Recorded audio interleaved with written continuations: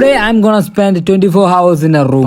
English പറഞ്ഞതുപോലെ ഈ ഒരു ദിവസം മുഴുവൻ ഞാൻ ഒരു റൂമിന്റെ ഉള്ളിൽ സ്പെൻഡ് ചെയ്യാൻ വേണ്ടി പോകും. മോർണിംഗ് റൂട്ടീൻസ് ഒക്കെ കഴിഞ്ഞിട്ട് ആവശ്യമുള്ള സാധനങ്ങളൊക്കെ പാക്ക് ആക്കിക്കൊണ്ട് അങ്ങനെ ഞാൻ റൂമിൽ. അപ്പൊ ഈ ഒരു 24 മണിക്കൂർ ഞാൻ എങ്ങനെ റൂമിന്റെ ഉള്ളിൽ കഴിച്ചു കൂട്ടിയെന്ന് നോക്കാം. രാവിലെ നല്ല ഉപ്മാവ് പുറത്തുനിന്ന് ഓർഡർ ചെയ്തിട്ടുണ്ടായിരുന്നു. ഡെലിവറി വളരെ സ്ലോ ആയിരുന്നു. ഉപ്മാവ് കൊള്ളാം. ശേഷം കുറച്ച് വീഡിയോസ് എഡിറ്റ് ചെയ്യാനുണ്ടായിരുന്നു. അതും കഴിഞ്ഞ് സമയം പോകാൻ വേണ്ടി ഒരു സിനിമ ഏതാണെന്ന് മനസ്സിലായാലും കമന്റ് ചെയ്തോളൂ.